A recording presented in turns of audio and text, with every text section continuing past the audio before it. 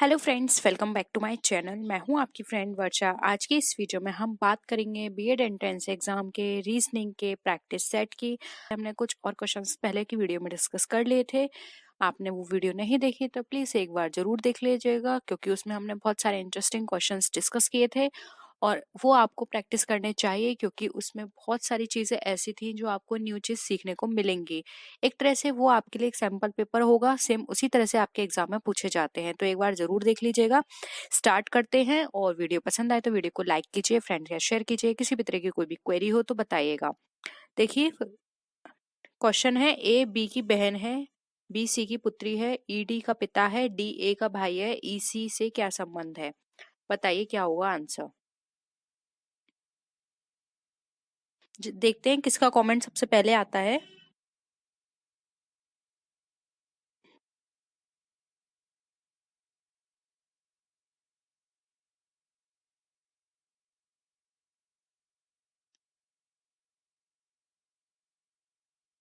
बताइए क्या होगा। देखिए, सॉल्व करते हैं। ए कौन है? बी की बहन है, यानी कि हमें पता पड़ गया ए गर्ल है। ठीक है। बी सी की पुत्री है। अब बी जो है वो सी की पुत्री है, यानी कि यहाँ पे ये भी पता चल गया बी भी कौन है? पुत्री है। तो यहाँ पर क्या आ गया? ए बी की बहन है। ठीक है। तो यहाँ पर बी सी की पुत्री है, तो सी यहाँ पर इनकी मदर हो गई। फादर भी हो सकते हैं। ई डी का पिता है। अब ई जो है वो डी का पिता है, तो हम यहाँ लिख लेते हैं ई और डी क्या है? सन फादर है। डी ए का भाई है। ई कौन था? डी का पिता। और डी क्या है? ए का भाई। तो यहाँ लिख सकते हैं हम डी कौन है? ए का भाई। और डी ई जो है वो डी का पिता है, तो ई इनका ऊपर आ गया।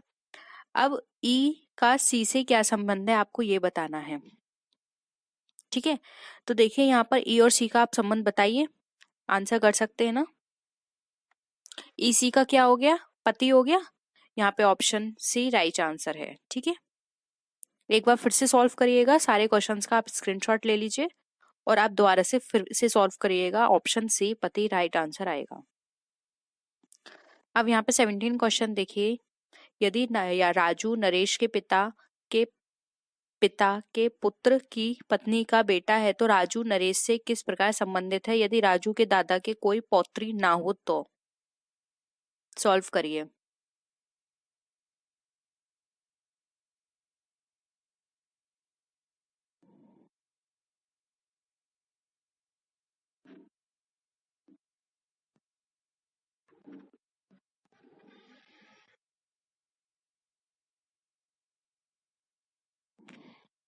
देखिए करते हैं। यदि राजू नरेश के पिता के पुत्र, देखिए राजू हम यहाँ मान लेते हैं, ये राजू है।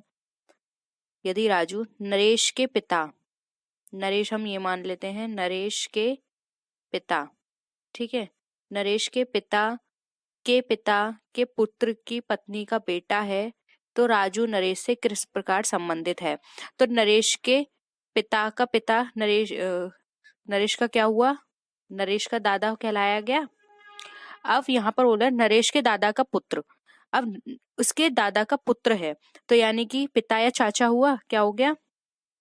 पिता या चाचा। ठीक है। अब उसके बाद है चाचा या पिता की पत्नी। अब पत्नी का बेटा हो सकता है, तो देखिए या तो वो चाचा की पत्नी होगी या पिता की पत्नी होगी। तो अब चाचा की पत्नी है तो चाची हुई, पिता की पत्नी है तो माँ हुई। तो यहाँ पर जो राजू है वो नरेश की या तो चाची का पुत्र है या फिर माँ का पुत्र है। तो यहाँ पर या तो हम ऐसे बोल सकते हैं कि वो या तो भाई होगा या चचेरा भाई होगा। तो ऑप्शन सी यहाँ पे राइट आंसर आ जाएगा। ठीक है। एक बार फिर से आप स्क्रीनशॉट इसका भी ले लीजिए, हो सकता है आपको कंफ्यूजन हो। फिर से सॉल्व करिएगा, तो आपका आंसर यहाँ पे ऑप्शन सी भाई या चचेरा भाई निकल कर आएगा, क्योंकि अभी हमें नहीं पता कि वो उसकी चाची का बेटा है या उसकी माँ का बेटा है। माँ का बेटा है तो वो सगा भाई हुआ, और अगर चाची का बेटा है तो चचेरा भाई हुआ। तो ऑप्शन सी यहाँ पे हमारा राइट है। अब नेक्स्ट देखिए। यदि एक व्यक्ति का परिचय देते हुए एक स्त्री ने कहा वह मेरी माँ की माँ का इकलौता पुत्र है, स्त्री का पुरुष से क्या संबंध है? वह मेरी माँ की माँ यानी कि उसकी नानी हुई, उसका इकलौता पुत्र है, नानी का इकलौता पुत्र है। तो स्त्री उस पुरुष से क्या संबंधित है? अगर वो उसकी नानी का इकलौता पुत्र है तो उस लड़की का मामा हुआ, और वो लड़की का मामा है तो वो लड़की उसकी क्या हुई? भांजी। ऑप्शन सी राइट है। ये तो आप इजीली ऐसे ही सॉल्व कर सकते हैं, ठीक है। सही है ना सबका? एक बार आप फिर से देख लीजिए अगर मैंने जल्दी आपको ये सॉल्व करा दिया है तो।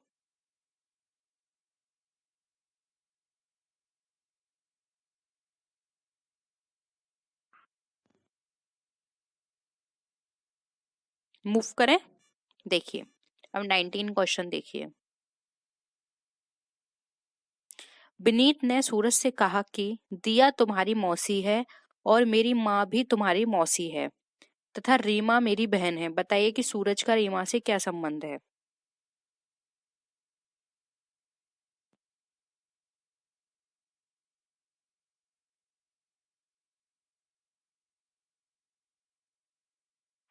बताइए।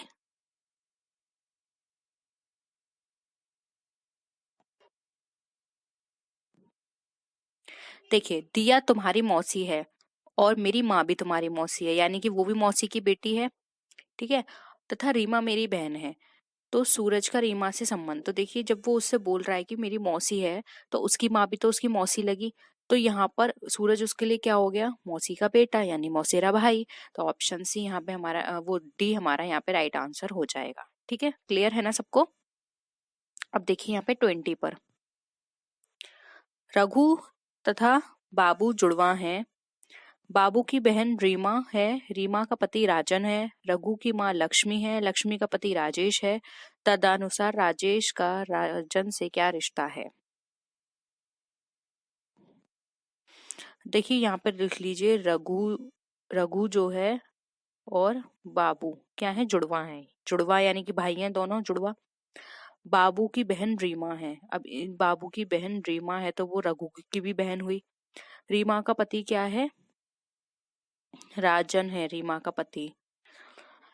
रघु की माँ लक्ष्मी है, अब रघु की माँ है क्या है? लक्ष्मी, तो ये इन तीनों की भी माँ हुई। और लक्ष्मी का पति राजेश है, तो यहाँ पर राजेश का राजन से संबंध बताना है, तो वो उसका क्या हो गया? दामाद हो गया। तो यहाँ पर राजेश बताना है, राजेश क्या है? तो राजेश का राजन से संबंध किसका होगा? बताइए। राजन कौन हुआ? उसका दामाद। और राजेश क्या हुआ? ससुर। तो यहाँ पर राजेश राजन का ससुर कहलाएगा, तो ऑप्शन सी यहाँ पे राइट है। राजेश का पूछा है इसलिए ससुर है, और राजन से पूछा होता तो दामाद आता, ठीक है। तो ऑप्शन सी यहाँ पे हमारा राइट है। नेक्स्ट क्वेश्चन है, ए बी बहनें हैं, सी ए का भाई है, डी ई का भाई है, यदि ई बी की पुत्री है तो डी ई डी की मौसी कौन है? बताइए।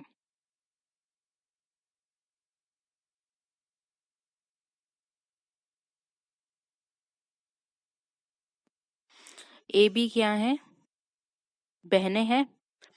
सी ए का भाई है, सी क्या है? भाई है, और ये दोनों बहनें हैं। अब डी ई का भाई है, डी जो है वो ई का भाई है।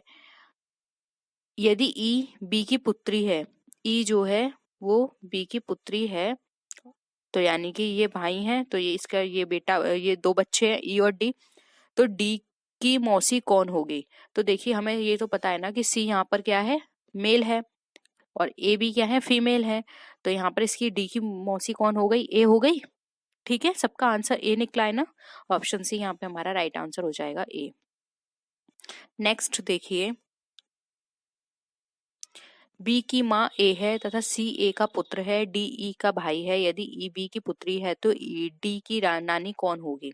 आंसर करिए, सॉल्व करिए जल्दी से, मैं आपको टाइम देती हूँ।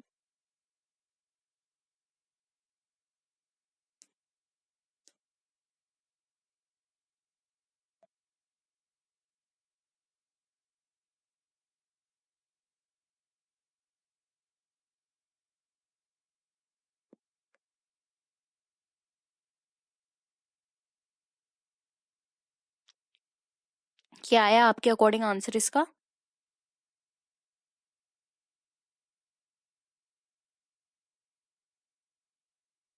देखिए करें। बी की माँ ए है, अब बी की माँ कौन है? ए, क्या ये माँ? तथा सी ए का पुत्र है। सी कौन है? ए का पुत्र। बी की माँ ए है, यानी कि इसका पुत्र क्या है? सी, ये पुत्र है। और बी यहाँ पे पुत्र भी हो सकता है, पुत्री भी हो सकता है, अभी हमें नहीं पता। डी ई का भाई है। अब डी जो है वो ई का भाई है। यदि ई बी की पुत्री है, ई जो है बी की पुत्री है, ठीक है। बी की पुत्री क्या है? ई, यानी कि ये हमें पता है फीमेल, और ये क्या है? मेल। तो डी की नानी कौन होगी? बताइए। बी की माँ ए थी ना, तो बी की पुत्री है, तो डी की नानी कौन हुई? ए ही हुई, ठीक है। तो ऑप्शन ए यहाँ पे हमारा राइट है। अब देखिए थर्ड थर्ड क्वेश्चन है, देखिए यहाँ पर ए बी से आयु में 3 गुना बड़ा है। 4 वर्ष पहले सी की आयु ए की आयु की 2 गुनी थी। 4 वर्ष में ए 31 वर्ष का हो जाएगा। और बी और सी की वर्तमान आयु क्या है, आपको ये बतानी है। तो देखिए ये हमारे ऑप्शंस है: 10 वर्ष, 50 वर्ष, 9 वर्ष, 46 वर्ष, 9 वर्ष, 50 वर्ष और 10 वर्ष, 46 वर्ष। बताइए, आप सॉल्व करके देखिए कितना आंसर आएगा, फिर हम सॉल्व करते हैं।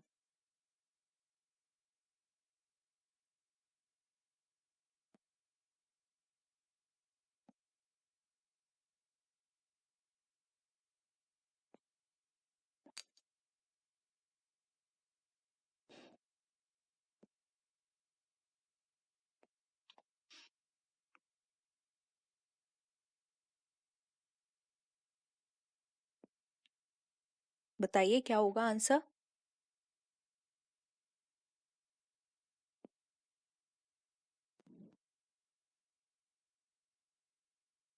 देखिए हम सॉल्व करते हैं।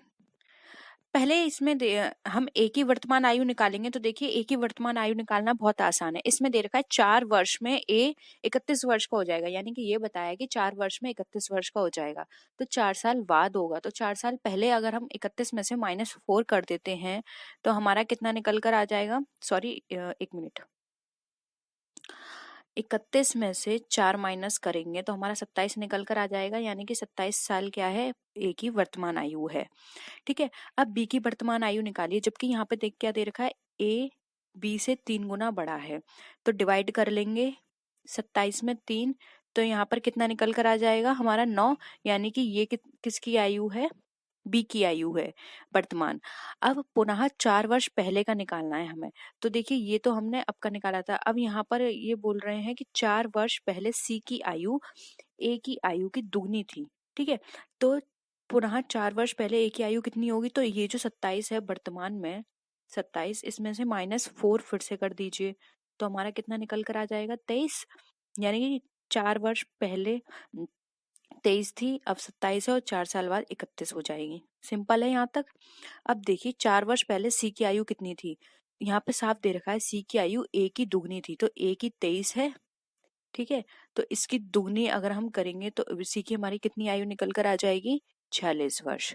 तो सी की आयु कितनी हो गई? 46 वर्ष हो गई। अब वर्तमान में सी की आयु निकाल लीजिए, तो ये 46 जो है वो 4 साल पहले थी। अब इस 46 में आप ऐड कर देंगे +4, तो कितनी आयु हो जाएगी आपकी? 50 साल हो जाएगी, ठीक है। तो यहाँ पर आपका डायरेक्ट आंसर निकल कर आ जाएगा, ठीक है। 9 वर्ष और 50 वर्ष, क्योंकि बी की आयु पूछी है, बी की आयु यहाँ पर कितनी निकल कर आई? 9। और यहाँ पर सी की वर्तमान आयु पूछी है, तो सी की वर्तमान आयु यहाँ पर हमारी कितनी निकल कर आई? आपने यहाँ पे 46 में प्लस किए थे 4, तो 50 हो गए। तो यहाँ पे 9 और 50 ये हमारा राइट आंसर हो जाएगा, ठीक है। स्क्रीनशॉट ले लीजिए, नहीं तो वापस जब ये पूरी वीडियो हो जाएगी तो उसके बाद फिर से इसको रिपीट करके देखिएगा, आपको क्वेश्चन समझ में आ जाएगा। बहुत ही सिंपल है, आराम से समझिएगा, दोबारा से प्रैक्टिस करिएगा, इजली आ जाएगा समझ में। नहीं आएगा तो हम फिर से डिस्कस करेंगे, ओके। अब फोर्थ क्वेश्चन देखिए, ए की आयु बी की आयु की 7/3 गुनी है। 10 वर्ष पहले ए की आयु बी की आयु की 3 गुनी थी, तो बी की आयु कितनी है? 60 वर्ष है, 30 वर्ष है, 70 वर्ष है, या फिर 24 वर्ष है? बताइए।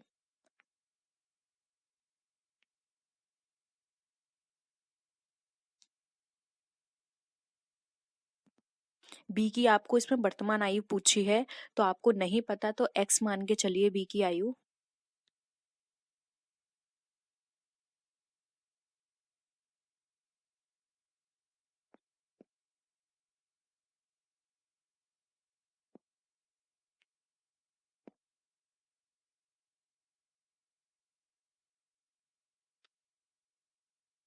देखिए हमने माना बी की आयु x है और a की आयु साफ बोला है b से इतनी गुनी है, ठीक है। तो देखिए यहाँ पर आप ऐसे निकाल लीजिए, a की आयु 7x/3 वर्ष है, ठीक है। अब हम यहाँ पर देखिए 10 वर्ष बाद देखेंगे, तो 10 वर्ष बाद हमारी किस तरह से हम इसको निकालेंगे। 10 वर्ष पहले a की आयु कितनी होगी, 7x/3 माइनस 10, ये हो जाएगी a की। और 10 वर्ष पहले b की निकालेंगे तो कितना होगा, x माइनस 10 वर्ष हो जाएगा। अब यहाँ पर आप इस तरह से फॉर्मूला लगा के निकाल सकते हैं easily, x minus 10 into 3 equal to 7x/3 minus 10, ये पूरा फॉर्मूला निकलेगा। तो यहाँ पर आप इसको डिवाइड करेंगे आपस में, जब इनका कैलकुलेशन करेंगे 3 3 9 होता है, 3 और 3 क्या हो गया 9। अब यहाँ पर 9 आ गया, 9 से 10 का यहाँ पर आप डिवाइड करेंगे तो कितना आ जाएगा 90। तो आपका ये निकल कर आ जाएगा 9x माइनस 90, ठीक है, इक्वल टू, अब ये 7x था तो 7 यहाँ पर आ जाएगा, x माइनस, अब इस 3 को इससे आप मल्टीप्लाई करेंगे तो ये 30 हो जाएगा। तो ये हो गया 9x minus 10 equal to 7x minus 30। तो यहाँ पर आप देखिए x और x कितना हो गया, 2x हो गया, और यहाँ पर आप इसको मल्टीप्लाई करेंगे 30 को, तो यहाँ पर कितना निकल कर आ जाएगा 60। तो देखिए हमारा जो दूसरी कैलकुलेशन होगी वो होगी 2x इक्वल टू 60, और b की आयु हमारी कितनी दे रखी है, तो b की आयु यहाँ पर 2x है, x बाहर ले आइए, 60 ऊपर, यहाँ पे 2 कर दीजिए, इससे इसको डिवाइड कर दीजिए, ये आ जाएगा 30। तो b की आयु हमारी कितनी हो जाएगी, 30 वर्ष। तो ऑप्शन बी राइट है, ठीक है।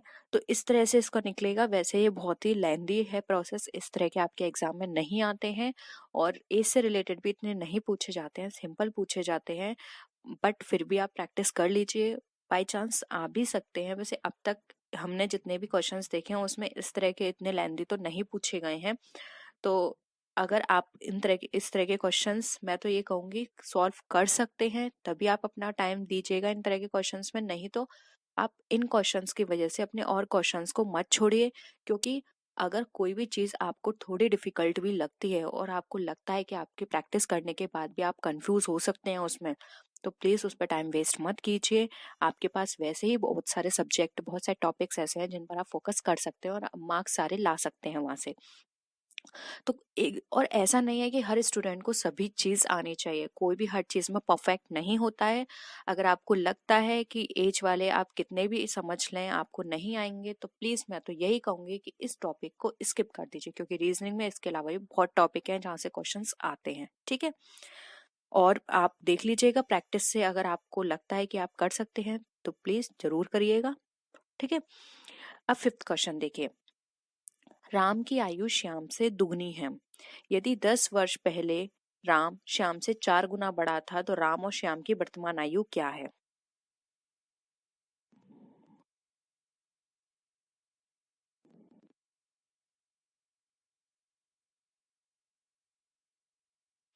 इसमें दे रखा है राम की आयु श्याम से दुगनी है, तो श्याम की आयु नहीं पता, तो माना श्याम की आयु x है, तो राम की कितनी हो जाएगी, 2x हो जाएगी। अब यहाँ पर 10 वर्ष पहले दे रखा है, तो देखिए श्याम की जो आयु है वो x है, तो 10 वर्ष पहले क्या हो जाएगी, x माइनस 10, और राम की कितनी हो जाएगी 2x माइनस 10। ये 10 वर्ष पहले की हम बात कर रहे हैं। तो यहाँ पर क्या फॉर्मूला बनेगा आपका, x minus 10 into 4 equal to, यहाँ पर इक्वल टू फिर मैं नीचे लिख देती हूँ 2x माइनस 10। अब देखिए 4 से आप इसको मल्टीप्लाई करेंगे तो ये 4 आ जाएगा, फिर 4 से 10 को मल्टीप्लाई करेंगे तो यहाँ पर कितना आ जाएगा 40 आ जाएगा, ये आ गया 40, और ये हम इक्वल में 2x माइनस 10 हो गया। अब देखिए 2x माइनस 10 है, अब आप इसको इससे डिवाइड करेंगे तो आपका आंसर कितना निकल कर आएगा, 2x माइनस वो सॉरी इक्वल टू 30, ये आपका निकल कर आ जाएगा 2x इक्वल टू 30। अब यहाँ पर श्याम की वर्तमान आयु आप निकाल लीजिए, ये x को बाहर ले आएंगे, 2x इक्वल टू 30 था तो x को बाहर ले आए, 30 इधर लिख दिया, तो यहाँ पर 2 हो गया, इससे इसको डिवाइड कर देंगे तो ये 15 आ जाएगा। तो यानी कि राम की आयु उस समय कितनी थी, वो सॉरी श्याम की आयु उस समय थी 15 वर्ष, और राम की वर्तमान आयु जो है वो है हमारी 30। ठीक है, ये है हमारी श्याम की और ये है हमारी राम की। तो ये राम और श्याम की पूछी है, तो 15-30 होगा यहाँ पे आंसर। ठीक है, ऑप्शन में है 15-30, यस ये रहा 15-30, ऑप्शन सी यहाँ पे हमारा राइट आंसर है। ठीक है, फर्स्ट है निम्नलिखित में से किस गवर्नर जनरल को भारतीय प्रेस का मुक्तिदाता कहा जाता है। तो आपको बताना है भारतीय प्रेस का मुक्तिदाता किस गवर्नर जनरल को कहा गया है, Lord William Bentinck, sir Charles Metcalfe, Lord Auckland या फिर लॉर्ड एलन बोरे, बताइए।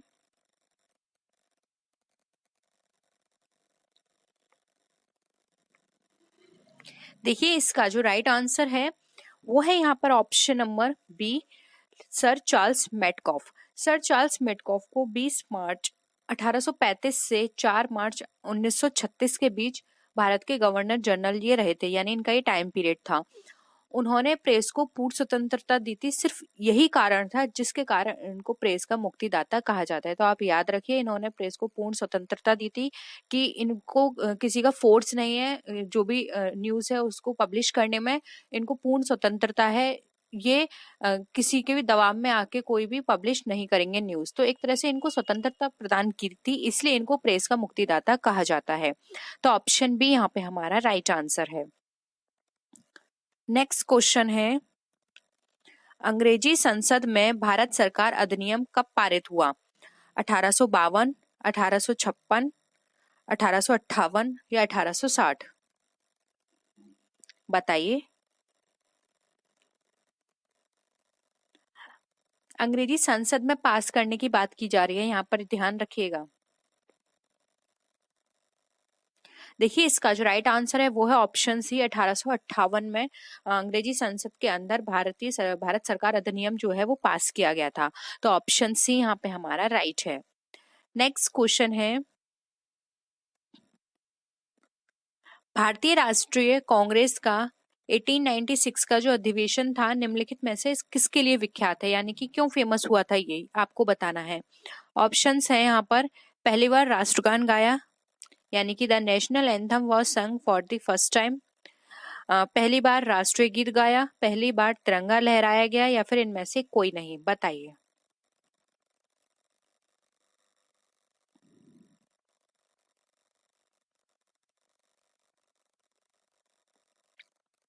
देखिए इसमें जो राइट आंसर हो जाएगा वो होगा यहाँ पे ऑप्शन नंबर, यहाँ पर अगर हम बात करें तो वो हो जाएगा हमारा बी, यहाँ पर पहली बार राष्ट्रीय गीत गाया गया था। अब हमारा राष्ट्रीय गीत क्या है, वो है वंदे मातरम। और ये भी पूछा जा सकता है कि वंदे मातरम किसने लिखा है, तो ये लिखा है हमारा बंकिम चंद्र चटर्जी के उपन्यास आनंद मठ का ये एक अंश है और उनके द्वारा लिखा गया है।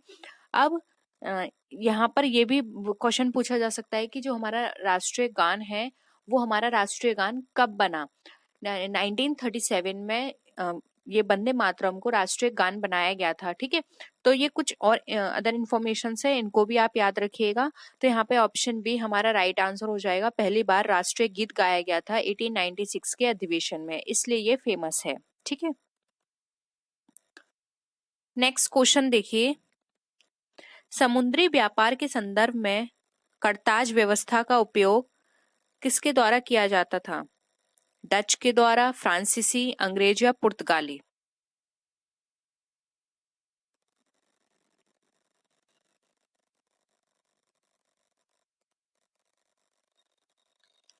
देखिए राइट आंसर है इसका ऑप्शन डी, पुर्तगाली द्वारा। और ये करताज व्यवस्था किससे संबंधित है, तो ये समुद्री व्यापार जब किया जाता था तो उसके व्यापार लाइसेंस से संबंधित है। 20वीं शताब्दी ने अंग्रेजों ने भी नेवी सल्ट नामक व्यवस्था शुरू की थी। यानी पुर्तगाली जब समुद्री व्यापार करते थे तो उनको करताज की व्यवस्था वहां पे उन्हें करनी होती थी, जिसका मतलब है व्यापार लाइसेंस है, यानी उनके पास ये लाइसेंस है कि वो समुद्र से व्यापार कर सकते हैं। ठीक है, तो यहाँ पे ऑप्शन डी हमारा राइट आंसर हो जाएगा। नेक्स्ट क्वेश्चन देखिए, सुरेंद्र नाथ बनर्जी के बारे में निम्नलिखित में से कौन सा कथन सही नहीं है? आपको ये बताना है सुरेंद्र नाथ बनर्जी के द्वारा। वे इंडियन नेशनल एसोसिएशन के सह संस्थापक थे, वे कलकत्ता के रिपन कॉलेज के संस्थापक थे, उन्हें राष्ट्रीय चेतना के कॉन्सेप्ट के लिए जाना जाता है, या फिर डी ऑप्शन है उन्होंने आनंद मोहन बोस के साथ मिलकर साधारण ब्रह्मो समाज की स्थापना की। बताइए किस लिए ये फेमस है?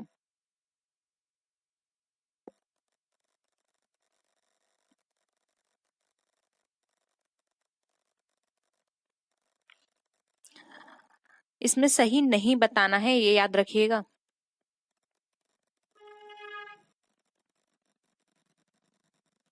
देखिए, अगर हम बात करें यहाँ पे वे इंडियन नेशनल एसोसिएशन के संस्थापक थे तो ये तो बिल्कुल सही है। वे कलकत्ता के रिपन कॉलेज के संस्थापक थे, ये भी सही है। उन्होंने राष्ट्रीय चेतना के कॉन्सेप्ट के लिए जाना जाता है, ये भी सही है। तो ये तीन तो सही है, लेकिन फोर्थ ऑप्शन जो है कि आनंद मोहन के साथ मिलकर साधारण ब्रह्मो समाज की स्थापना की थी, ये गलत है। तो ऑप्शन यहाँ पे हमारा डी ये राइट आंसर हो जाएगा। क्यों गलत है? क्योंकि देखिए साधारण ब्रह्मो समाज की स्थापना जो थी वो आनंद मोहन बोस जो थे उन्होंने की थी। इनके साथ थे शिवनाथ शास्त्री, शिवचंद्र सेन, उमेश चंद्र दत्ता, ये लोग थे। इनके साथ सुनील नाथ बनर्जी नहीं थे। तो ऑप्शन यहाँ पे डी हमारा इस क्वेश्चन के अकॉर्डिंग राइट आंसर हो जाएगा, क्योंकि इसमें ये पूछा है कि क्या नहीं है। ठीक है, नेक्स्ट देखिए, मुस्लिमों के लिए अलग मतदाता दल के लिए किस कांग्रेस अधिवेशन को जाना जाता है? कराची अधिवेशन 1913, बॉम्बे अधिवेशन 1915, लखनऊ अधिवेशन 1916 या फिर कलकत्ता अधिवेशन 1917। बताइए मुस्लिमों के लिए अलग मतदाता दल किस अधिवेशन से जाना जाता है?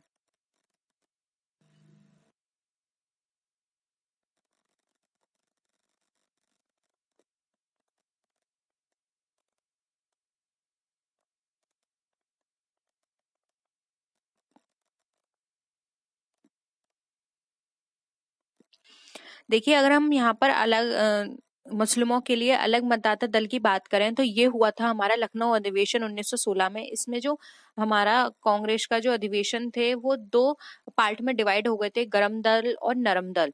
ठीक है, तो यहाँ पर ये दो पार्ट में डिवाइड होने के कारण यहाँ पे अलग अलग मतदाता दल की व्यवस्था की गई थी। और अगर हम बात करें इस अधिवेशन के अध्यक्ष कौन थे, तो इनके अध्यक्ष थे अंबिका प्रसाद मजूमदार। ठीक है, ये भी आप याद रख लीजिए, हो सकता है पूछ लिया जाए कि लखनऊ अधिवेशन 1916 जो था उसके अध्यक्ष कौन थे, तो उसके अध्यक्ष थे अंबिका प्रसाद मजूमदार।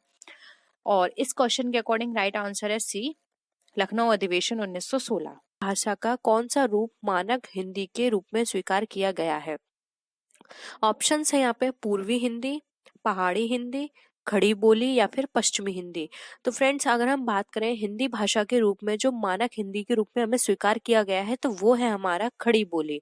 तो ऑप्शन सी यहाँ पे हमारा राइट आंसर है। खड़ी बोली से ही हमारे हिंदी भाषा जो है मानक हिंदी के रूप में उसको स्वीकार किया गया है। नेक्स्ट क्वेश्चन पे आते हैं, हिंदी की कितनी उपभाषाएं हैं? 3, 4, 5 या 6? तो फ्रेंड्स, अगर हम बात करें हिंदी की उपभाषाओं की तो हिंदी की उपभाषाएं 5 होती हैं। तो ऑप्शन सी यहाँ पे राइट आंसर है। अगर फ्रेंड्स आप नोट करना चाहते हैं तो आप नोट भी कर सकते हैं वो 5 उपभाषाएं कौन सी हैं।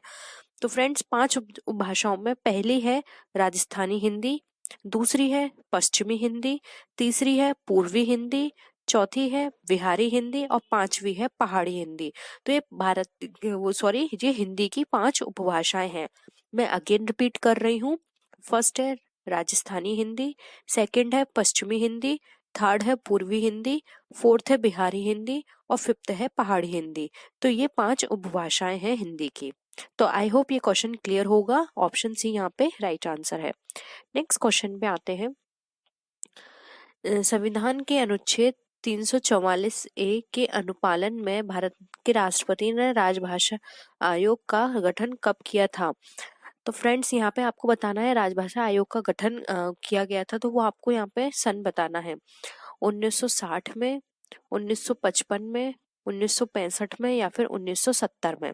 तो फ्रेंड्स अगर हम बात करें राजभाषा आयोग की कि वो कब गठन किया गया था, तो इसका जो राइट आंसर है वो है ऑप्शन नंबर बी, 1955 में भारत के राष्ट्रपति ने राजभाषा आयोग का गठन किया था और इसका जो अनुच्छेद है वो है 344A। तो फ्रेंड्स आप अनुच्छेद भी याद रखिए क्योंकि एग्जाम में अनुच्छेद भी बहुत पूछा जाता है। हो सकता है कि आपको ऐसा पूछ लिया जाए क्वेश्चन कि भारत के राष्ट्रपति ने राजभाषा आयोग का गठन किया था तो वो किस अनुच्छेद के अंदर किया था, तो वहां पे आपसे अनुच्छेद भी पूछा जा सकता है, तो आपको ये भी याद रखना है।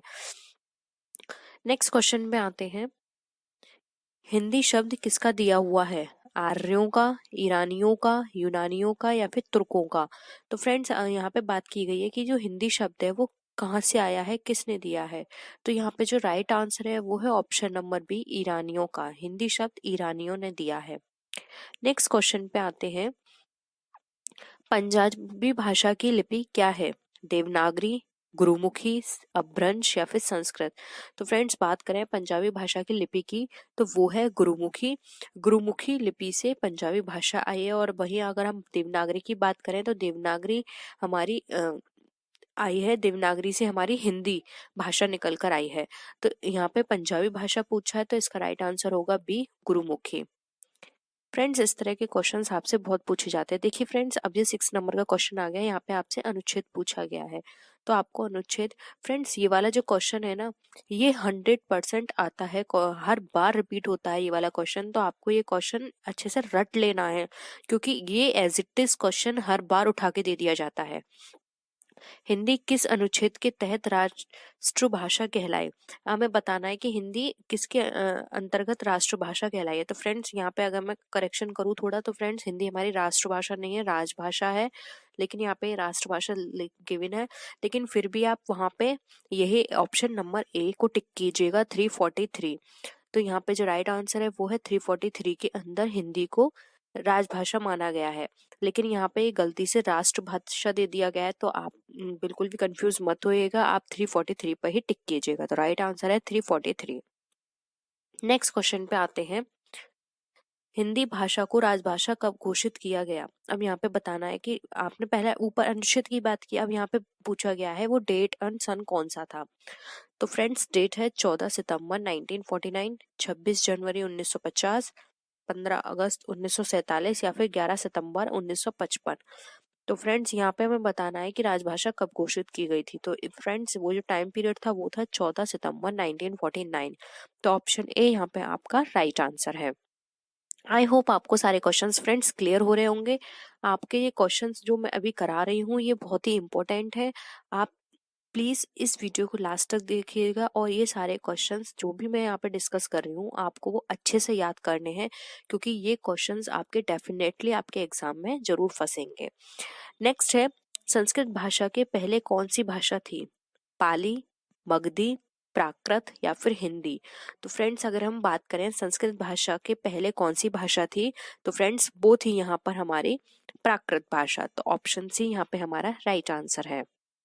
नेक्स्ट क्वेश्चन पे आते हैं, हिंदी की उत्पत्ति किस भाषा से हुई है? लौकिक संस्कृत से, वैदिक संस्कृत से, शॉर्टसेनी अपभ्रंश है या फिर ये मगधी है? तो फ्रेंड्स अगर हम बात करें हिंदी की उत्पत्ति की तो हिंदी की उत्पत्ति हुई थी शॉर्टसेनी अपभ्रंश भाषा से।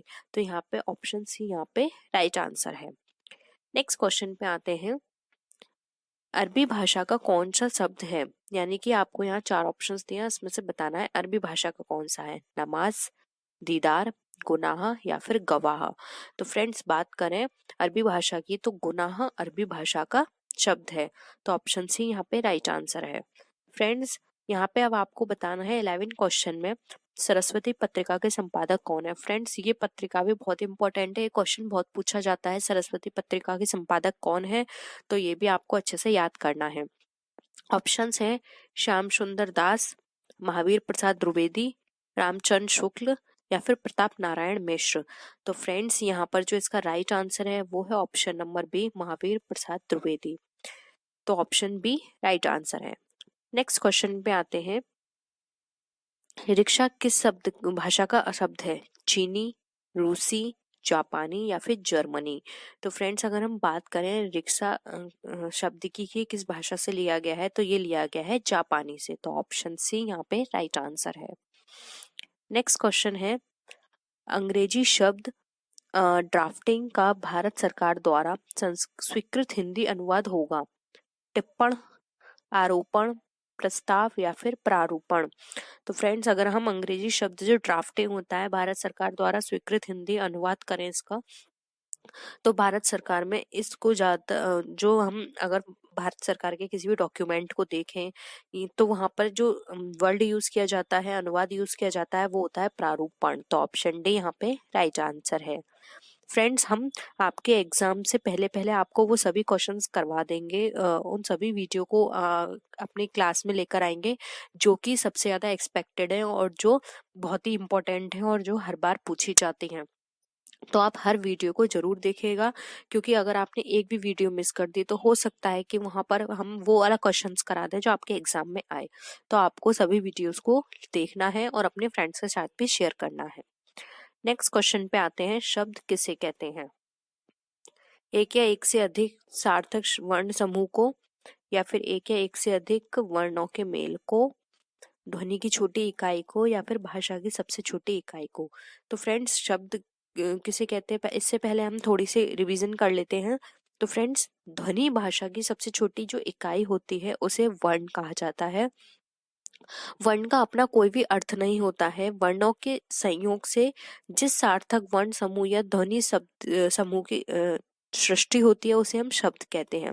तो यहाँ पे हमसे शब्द पूछा गया है।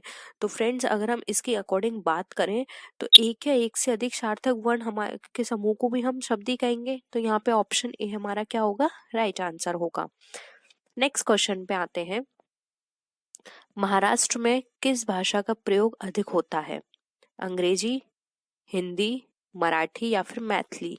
तो फ्रेंड्स बात करें महाराष्ट्र में भाषा जो सबसे ज्यादा यूज की जाती है तो वो है मराठी भाषा। सबसे ज्यादा वहां पे मराठी भाषा बोली जाती है। नेक्स्ट क्वेश्चन पे आते हैं, हिंदी भाषा के कितने राज्यों की राजकीय भाषा है? यानी हिंदी भारत के हमें बताने हैं कितने राज्यों की राजकीय भाषा है। तो यहाँ पर अगर हम बात करें ऑप्शंस की, तो ऑप्शंस है 9, 10, 13 या फिर 15। तो फ्रेंड्स यहाँ पे 10 राज्यों की भाषा राजकीय भाषा हिंदी है। तो ऑप्शन बी राइट आंसर है। देखिए फ्रेंड 17 नंबर का क्वेश्चन अगेन हमारा रिपीट हुआ है, लेकिन यहाँ पे क्वेश्चन सही दिया है। संविधान के किस अनुच्छेद में हिंदी को राजभाषा माना गया है? ऑप्शन है अनुच्छेद 343, अनुच्छेद 352, अनुच्छेद 356 या फिर अनुच्छेद 370। तो फ्रेंड्स अगर हम बात करें यहाँ पे, अभी हमने ये क्वेश्चंस डिस्कस किया था, तो आपको आंख बंद करके बस यहाँ पे टिक लगा देना है 343। तो ऑप्शन ए यहाँ पे आपका राइट आंसर है। ये क्वेश्चंस हर बार पूछा जाता है फ्रेंड्स, बहुत ही इंपॉर्टेंट क्वेश्चन है। मैं आपसे बार बार बोल रही हूँ, आप इस क्वेश्चन को लेके बिल्कुल कंफ्यूज मत होइएगा। नेक्स्ट क्वेश्चन पे आते हैं, किसने कहा था कि शब्द की ज्योति ना जली होगी तो विश्व अंधकार में होता? तो फ्रेंड्स अगर हम ऑप्शंस की बात करें तो ऑप्शंस है महर्षि दंडी, आचार्य शुक्ल, भरत मुनि या फिर आचार्य द्विवेदी। तो फ्रेंड शब्द की ज्योति ना जली होती तो विश्व अंधकार में होता, अगर हम इस स्टेटमेंट की बात करें तो फ्रेंड्स ये स्टेटमेंट दिया था महर्षि दंडी ने। तो ऑप्शन ए यहाँ पे राइट आंसर है। नेक्स्ट है, पाणिनि की रचना का नाम क्या है? वेदांग ज्योतिष, अष्टाध्यायी, अर्थशास्त्र या फिर नाट्यशास्त्र। तो फ्रेंड्स अगर हम बात करें पाणिनि की, तो पाणिनि की जो रचना है वो थी अष्टाध्यायी। और फ्रेंड्स अर्थशास्त्र में पता ही है कि अर्थशास्त्र किसने लिखी थी, वो लिखी थी कौटिल्य ने। तो ये कुछ फेमस है जो हर बार पूछी जाती हैं। तो अगर आप इन ऑप्शंस के अकॉर्डिंग भी इनके नाम याद कर लेंगे, जैसे कि वेदांग ज्योतिष आप देख सकते हैं किसकी है, नाट्यशास्त्र देख सकते हैं किसकी है, तो ये कुछ ऐसी हैं जो कि हर बार पूछी जाती हैं। अष्टाध्यायी, अर्थशास्त्र, नाट्यशास्त्र ये हर बार पूछी जाती हैं क्योंकि ये बहुत ही इंपॉर्टेंट होती हैं और हर बार क्वेश्चंस घुमा फिरा के इन्हीं से ही होता है। तो आपको ये अच्छे से याद करनी है। तो ऑप्शन यहाँ पे बी यहाँ पे इसका राइट आंसर है। नेक्स्ट क्वेश्चन पे आते हैं, व्याकरण में किसके अस्तित्व की जानकारी नहीं मिलती है? तो फ्रेंड्स अगर हम बात करें अस्तित्व की कि किसकी नहीं मिलती है, तो वो है ऑप्शंस में ध्वनि, शब्द, वाक्य या फिर लिपि। तो फ्रेंड्स अगर हम बात करें कि यहाँ पे व्याकरण में हमें किसके अस्तित्व की जानकारी नहीं मिलती है, तो वो है यहाँ पर हमारी लिपि की। लिपि की किसी भी तरह के अस्तित्व की कोई भी जानकारी हमें व्याकरण में नहीं मिलती है। तो ऑप्शन डी यहाँ पे हमारा राइट आंसर है। जबकि हमें ध्वनि का पता है, शब्द का पता है, वाक्य का पता है, ठीक है, जबकि लिपि के बारे में किसी भी तरह की कोई भी जानकारी हमारे व्याकरण में नहीं है। नेक्स्ट क्वेश्चन है हिंदी भाषा की लिपि है। देखिए फ्रेंड्स, ये वाली क्वेश्चन में मैंने आपको जो हमारा फर्स्ट नंबर का क्वेश्चन था उसमें, सॉरी 5th नंबर का जो क्वेश्चन था उसमें मैंने आपको डिस्कस किया था, जहाँ पे मैंने आपसे पूछा था कि पंजाबी भाषा की लिपि क्या है, और वहां पे ऑप्शन में देवनागरी था, तो मैंने आपको बताया था। अगेन देखिए, ये इसी तरह से घुमा फिरा के क्वेश्चंस रिपीट करके पूछ लिए जाते हैं। तो हिंदी भाषा की लिपि ऑप्शन है ब्राह्मी, देवनागरी, जननागरी या फिर अरामाइक। तो फ्रेंड्स यहाँ पर इसका जो राइट आंसर है वो है option number B, Devanagari. Next question पे आते हैं। हिंदी को मानक रूप प्रदान करने का सर्वप्रथम प्रयास किसने किया? अब देखिए फ्रेंड्स, आपको वहां पे इसी तरह का एक और क्वेश्चन पहले भी पूछा गया था कि मानक रूप में हिंदी को स्वीकार कब किया गया, किस भाषा के रूप में स्वीकार किया गया। तो इस तरह की जो इस हिस्ट्री बेस कुछ इम्पोर्टेंट क्वेश्चंस हैं, वो हमेशा या तो क्वेश्चंस जो होंगे उनको ऑप्शंस में बना दिया जाएगा, या फिर जो ऑप्शंस होंगे उनको क्वेश्चंस में बना दिया जाएगा। तो इस तरह से घुमा फिरा के हर बार वही क्वेश्चंस पूछे जाते हैं। ऑप्शंस है किशोरीदास बाजपेयी, किशोरीलाल गोस्वामी, स्वाम सुंदर दास या फिर डॉक्टर नगेन। तो फ्रेंड्स अगर हम बात करें हिंदी को मानक रूप प्रदान करने की कि वो किसने कर दिया था, तो वो थे किशोरी दास वाजपेयी। तो ऑप्शन ए यहाँ पे राइट आंसर है। नेक्स्ट क्वेश्चन में आते हैं। स्वामी दयानंद सरस्वती ने किसकी रचना हिंदी भाषा में की है? योग वशिष्ठ की, सुधा सागर की, सत्यार्थ प्रकाश की या फिर वेदांत धर्म की। तो फ्रेंड्स अगर हम बात करें स्वामी दयानंद सरस्वती की कि इनकी रचना हिंदी भाषा में कौन सी थी, तो वो थी सत्यार्थ प्रकाश। ऑप्शन सी यहाँ पे राइट आंसर है। नेक्स्ट क्वेश्चन पे आते हैं। फ्रेंड्स किसी भी तरह का आपको डाउट लग रहा हो इन क्वेश्चंस में, तो आप प्लीज कमेंट सेक्शन में जरूर बताइएगा। नेक्स्ट है कन्नौजी हिंदी की किस उपभाषा की एक बोली है? पूर्वी हिंदी, पश्चिमी हिंदी, राजस्थानी हिंदी या फिर पहाड़ी हिंदी। अब देखिए फ्रेंड्स, पूर्वी, पश्चिमी, राजस्थानी और पहाड़ी ये सारे क्या हैं? आपको मैंने ये भी क्वेश्चन अभी बताया था कि 5 उपभाषाएं, तो ये 4 जो ऑप्शन है ये उपभाषाएं हैं हिंदी की। तो आपको यहाँ पे कन्नौजी बताना है, तो इसका राइट आंसर होगा बी, पश्चिमी हिंदी। नेक्स्ट क्वेश्चन पे आते हैं। निम्न में से कौन बिहारी हिंदी की बोली है? बुंदेली, मगही, हड़ौती या फिर अवधी। तो फ्रेंड्स बिहारी हिंदी की बोली की बात करें तो वो है मगही। तो ऑप्शन बी यहाँ पे राइट आंसर है। नेक्स्ट क्वेश्चन है। भाषा का आरंभ होता है ध्वनि से, अर्थ से, शब्द से या फिर वाक्य से। तो फ्रेंड्स अगर हम बात करें भाषा के आरंभ की, तो उसके लिए ध्वनि का होना बहुत ही जरूरी है, क्योंकि ध्वनि ध्वनि नहीं होगी तो हम शब्द नहीं बोल पाएंगे, और शब्द के बिना हमारा वाक्य और उसका अर्थ से भी कोई तात्पर्य नहीं है। तो अगर हम आरंभ की बात करें तो सबसे पहले आएगी ध्वनि। तो ऑप्शन ए यहाँ पे हमारा राइट आंसर है। नेक्स्ट क्वेश्चन पे आते हैं। भाषा के प्रमुख अवयव हैं। तो फ्रेंड्स ये वाला क्वेश्चन भी बहुत बार रिपीट होता है। आपको यहाँ पे क्या है बताना है कि कौन सा यहाँ पे ऑप्शन सही अरेंजमेंट दिया हुआ है। वर्ण, शब्द, पद या वाक्य, वर्ण, शब्द, अनुच्छेद या वाक्य, शब्द, वाक्य, वर्ण या विचार, या फिर वर्ण, शब्द, वाक्य या भाषण। तो फ्रेंड सबसे पहले देखिए क्या आता है। अगर हम भाषा की बात करें तो वर्ण आता है। तो देखिए वर्ण हमारा 3 में है, सी में नहीं है, तो ऑप्शन सी कट गया। वर्ण के बाद क्या आता है? शब्द। तो देखिए तीनों ऑप्शन में सेकंड नंबर पे शब्द है, यानी कि वो भी ठीक है। फिर आता है देखिए फ्रेंड्स 4th ऑप्शन में क्या दे रखा है? वाक्य। 3rd ऑप्शन पे तो गलत है, तो डायरेक्ट वाक्य नहीं आ सकता और अनुच्छेद भी नहीं आ सकता। इसके बाद क्या आएगा? पद। पद के बाद आएगा वाक्य। तो ऑप्शन ए यहाँ पे हमारा राइट आंसर है। तो आप इसको ऐसे याद रखिए, वर्ण, शब्द, पद और वाक्य, ये यहाँ पे इसका राइट आंसर है। तो ऑप्शन ए यहाँ पे करेक्ट है। आप ये जो सीक्वेंस है इसको अच्छे से याद रखिए। नेक्स्ट क्वेश्चन पे आते हैं। भाषा का निर्माण होता है अमूर्त ध्वनियों से, मूक संकेतों से, व्यक्त ध्वनियों से या फिर आंखों से? तो फ्रेंड्स अगर हम बात करें भाषा के निर्माण होने की, तो वो होता है व्यक्त ध्वनियों से। तो ऑप्शन सी यहाँ पे राइट आंसर है। अमूर्त ध्वनि से नहीं कर सकते, सिर्फ मूक संकेतों से हम भाषा का निर्माण नहीं कर सकते और ना ही आंखों से कर सकते हैं। उसके लिए हमें व्यक्त ध्वनि, जो हमारे हाव भाव को व्यक्त करें, उनका होना बहुत इंपॉर्टेंट है। तो ऑप्शन सी यहाँ पे राइट आंसर है। नेक्स्ट है, भाषा की सार्थक लघुत्तम इकाई है ध्वनि, शब्द, वाक्य या फिर संयुक्त वाक्य? तो फ्रेंड्स यहाँ पे जो इसका राइट आंसर है वो है ऑप्शन नंबर ए, वो है ध्वनि। तो आई होप आपको क्वेश्चंस क्लियर हो रहे होंगे। नेक्स्ट क्वेश्चन पे आते हैं। अशोक के शिलालेख ब्राह्मी लिपि तथा किस भाषा में उत्कीर्ण है? संस्कृत, पाली, प्राकृत या फिर हिंदी?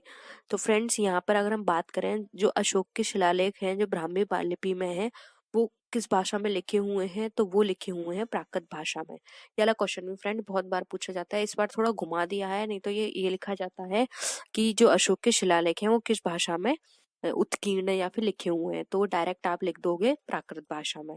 तो फ्रेंड्स यहाँ पे आप कंफ्यूज मत होइएगा, ऑप्शन यहाँ पे सी आपका राइट आंसर है, प्राकृत।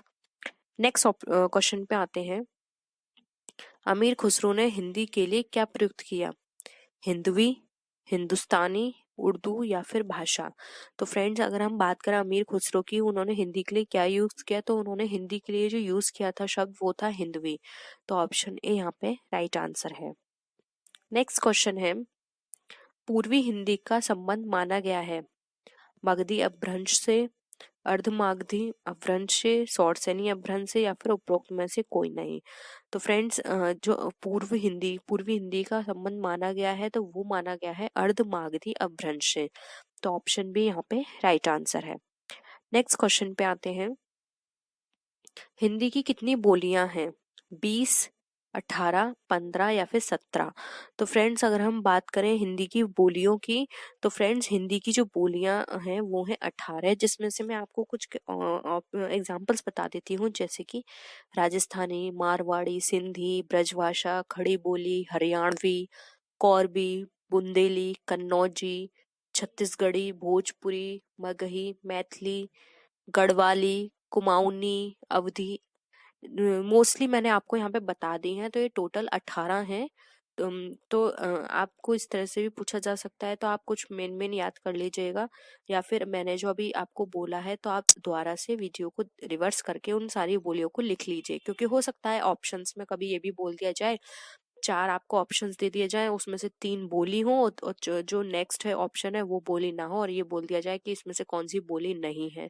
तो इस तरह से भी बोला जा सकता है। मैं अगेन आपको रिपीट कर देती हूँ। 18 राजस्थानी, मारवाड़ी, सिंधी, ब्रजभाषा, खड़ी बोली, हरियाणवी, कौरबी, बुंदेली, कन्नौजी, अवधी, बघेली, छत्तीसगढ़ी, भोजपुरी, मगही, मैथिली, गढ़वाली और कुमाऊनी। तो आई होप अब आपको सारी चीजें क्लियर होंगी। नेक्स्ट क्वेश्चन पे आते हैं। राजकीय कार्यों में प्रयुक्त होने वाली भाषा कहलाती है राजभाषा, राष्ट्रभाषा, मानक भाषा या फिर लोक भाषा? तो फ्रेंड्स अगर राजकीय कार्यों में कोई भी भाषा हम प्रयुक्त करते हैं तो वो हमारी राजभाषा कहलाती है। तो ऑप्शन ए राइट आंसर है। भारत में भाषाओं का साहित्यिक विकास क्रम माना जाता है संस्कृत, पाली, प्राकृत, अपभ्रंश या फिर संस्कृत, प्राकृत, पाली, अपभ्रंश या फिर संस्कृत, अपभ्रंश, पाली, प्राकृत या फिर पाली, संस्कृत, प्राकृत और अपभ्रंश?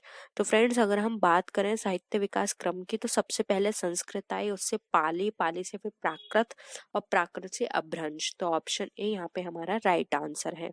Information that is used by investors for forecasting future earnings is documented है, यानी कि भविष्य की कमाई का पूर्वानुमान लगाने के लिए निवेशकों द्वारा उपयोग की जाने वाली जानकारी का दस्तावेजीकरण को क्या कहते हैं? Annual report, 5 years report, exchange report या फिर स्टॉक रिपोर्ट? तो फ्रेंड जब इन्वेस्टर्स एनालाइज करते हैं या फिर हम कहें तो फोरकास्टिंग करते हैं फ्यूचर अर्निंग्स की कि उन्हें फ्यूचर में कितना मिलेगा, तो उसको हम क्या बोलते हैं? तो फ्रेंड्स राइट आंसर हो जाएगा ऑप्शन ए एनुअल रिपोर्ट, क्योंकि फ्रेंड्स इन्वेस्टर्स एनुअल रिपोर्ट के बेसिस पर ये डिसीजन लेते हैं कि हमें इस कंपनी में कितना प्रॉफिट होगा, हमें इसमें इन्वेस्ट करना चाहिए या नहीं, क्योंकि उनकी पूरी फोरकास्टिंग एनुअल रिपोर्ट पे बेसिस होती है। इसलिए ये कहा जाता है कि एनुअल रिपोर्ट में कंपनी को अपनी ट्रू पिक्चर शो करनी चाहिए, क्योंकि इन्वेस्टर का पूरा डिसीजन सिर्फ एनुअल रिपोर्ट पे ही डिपेंड होता है। अगर आपकी एनुअल रिपोर्ट सही नहीं है तो इन्वेस्टर्स आपके बिजनेस में इनिशिएट नहीं लेंगे उसमें, अगर हम कहें तो उसमें इन्वेस्ट करने का। इसलिए एनुअल रिपोर्ट हमेशा कंपनी की ट्रू पिक्चर शो करे, तभी कंपनी को फ़ायदा मिलेगा, क्योंकि इन्वेस्टर्स पूरा डिसीजन सिर्फ एनुअल रिपोर्ट के बेसिस पर करते हैं। और एनुअल रिपोर्ट में हर चीज़ क्लियरली गिवन होनी चाहिए कि उसका प्रॉफिट रेशो कितना है, अर्निंग रेशो कितना है, इन्वेस्टर्स के लिए क्या पॉलिसी है, ये सारी चीज़ें क्लियरली उसमें डिफाइन होनी चाहिए। ये सारी चीज़ें मैटर करती हैं एक इन्वेस्टर के लिए, क्योंकि उसका पूरी फोरकास्टिंग इसी पे डिपेंड करती है। इसलिए ऑप्शन ए राइट आंसर है। Government introduce the concept of rolling plan, यानी रोलिंग प्लान जो है उसका कॉन्सेप्ट किस गवर्नमेंट के टाइम पीरियड में आया था, आपको ये बताना है, या किसने दिया था ये कॉन्सेप्ट। मनमोहन गवर्नमेंट, वाजपेयी, जनता या फिर राव। तो फ्रेंड्स ये बहुत ही इंपॉर्टेंट है, 5 ईयर प्लान पढ़े हैं तो आपने इनको भी पढ़ा होगा, रोलिंग प्लान को। तो इसका जो राइट आंसर होगा वो होगा ऑप्शन नंबर सी, जनता गवर्नमेंट ने रोलिंग प्लान को इंट्रोड्यूस किया था। ठीक है, नेक्स्ट है गेट वाज बोर्न इन इंडिया। अब गेट का जन्म कब हुआ था आपको ये बताना है, 1948, 1945, 1947 या फिर 1950। तो देखिए इसका राइट आंसर होगा यहाँ पे ऑप्शन नंबर ए, जो कि 1948।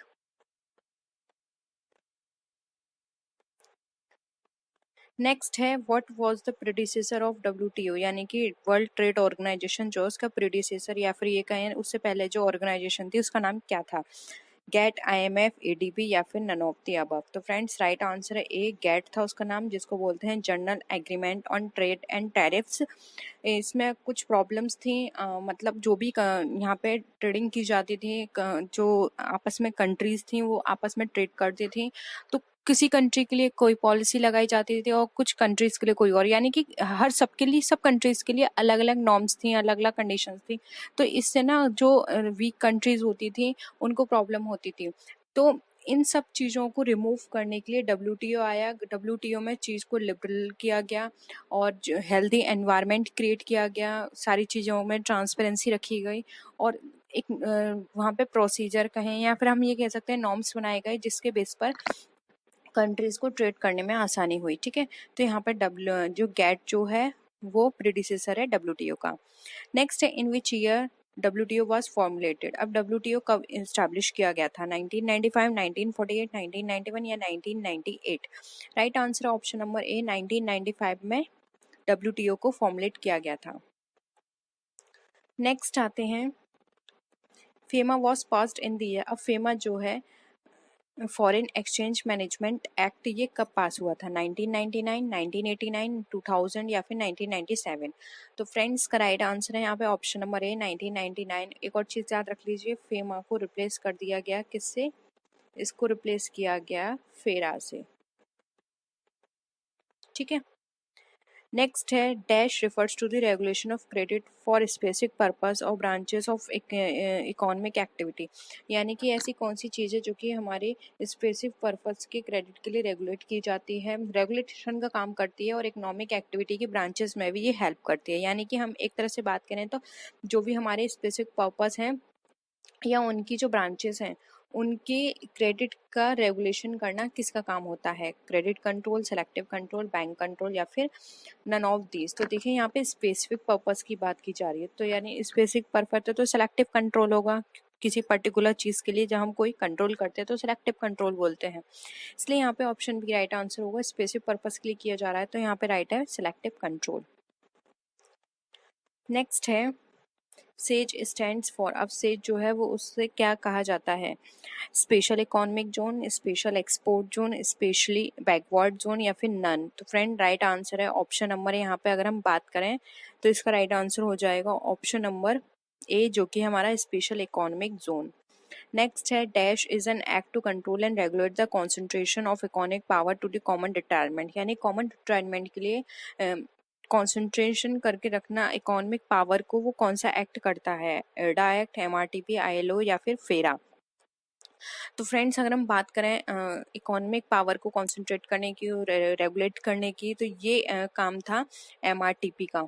एमआरटीपी यहाँ पे ऑप्शन बी राइट आंसर है, जिसको बाद में चेंज कर दिया गया। अब वो क्या है वो आपने कल की वीडियो देखी होगी तो आपको पता चल गया होगा। ठीक है, नेक्स्ट है consumer protection act was came in force. अब कंज्यूमर प्रोटेक्शन एक्ट जो है वो कब आया था? 1985, 1986, 1999 या फिर 1989? तो राइट आंसर है ऑप्शन नंबर बी, 1986 में कंज्यूमर प्रोटेक्शन एक्ट आया था। नेक्स्ट क्वेश्चन पे आते हैं। Dash consist of economic condition, economic policies, industrial policies and economic system, यानी कि आर्थिक स्थितियों, आर्थिक नीतियों, आर्थिक औद्योगिक नीतियों और आर्थिक प्रणाली में मिलकर जो सारी चीजें काम करती हैं उसको हम क्या बोलते हैं? Business environment, economic environment, natural environment या फिर नन? तो देखिए फ्रेंड्स, यहाँ पे सारी चीजें जो हैं वो किससे कंसर्न है? इकोनॉमी से कंसर्न है, कंडीशन पॉलिसी इकोनॉमिक से कंसर्न है, industrial policy and economic system, यानी सारे हमारी इकोनॉमी से रिलेटेड कंपोनेंट्स हैं। तो इसके लिए जो वर्क करेगा वो होगा हमारा इकोनॉमिक एनवायरनमेंट। और अगर इसकी जगह हमारा business condition, business policy, business system की बात करते हैं तो वहाँ होता है बिजनेस एनवायरनमेंट। ठीक है, इकोनॉमी से कंसर्न है ये सारी चीजें, इसलिए इकोनॉमिक एनवायरनमेंट यहाँ पे हमारा राइट आंसर हो जाएगा। नेक्स्ट क्वेश्चन है, Indian economy is an example of. अब जो इंडियन इकोनॉमी है वो किसका एग्जाम्पल है? Capitalist economy, closed economy, mixed economy या फिर नन ऑफ दी? तो ये आप सबको पता होगा, बहुत ही कॉमन क्वेश्चन है और इस तरह के क्वेश्चन पूछ लिए जाते हैं। ठीक है, तो इंडियन इकोनॉमी जो है वो हमारी मिक्स्ड इकोनॉमी है। ठीक है,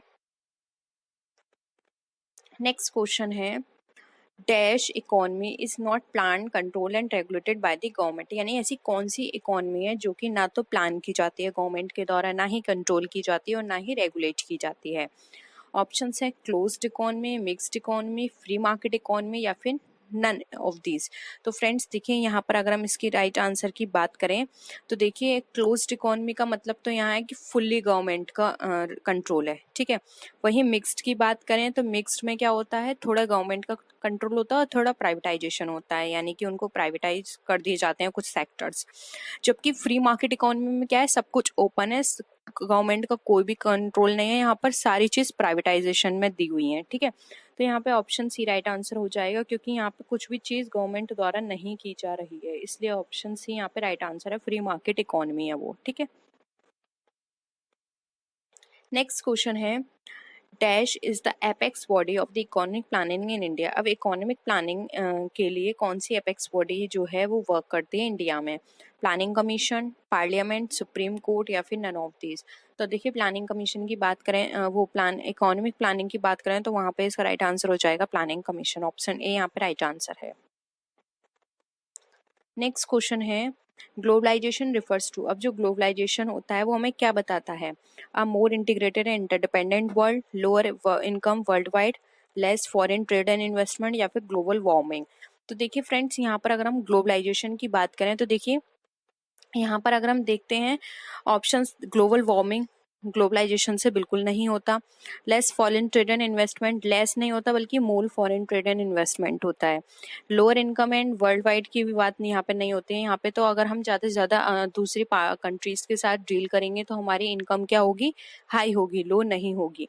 इसलिए यहाँ पे ऑप्शन ए राइट आंसर होगा, ये मोर इंटीग्रेटेड यानी सारी चीज़ों को मिलकर वर्क करता है और इंटरडिपेंडेंट वर्ल्ड की बारे में बताता है। यानी कि ग्लोबलाइजेशन में क्या है, सब कुछ ओपन है, आप किसी भी कंट्री के साथ, किसी भी बिजनेसमैन के साथ, वो चाहे किसी भी कंट्री का हो, आप उसके साथ बिजनेस कर सकते हैं, अपने प्रोडक्ट को किसी भी कंट्री में जाके सेल कर सकते हैं। तो सब कुछ ग्लोबलाइज है। ठीक है, सब कुछ ओपन है आपके लिए, इसलिए ऑप्शन ए यहाँ पे हमारा राइट आंसर हो जाएगा।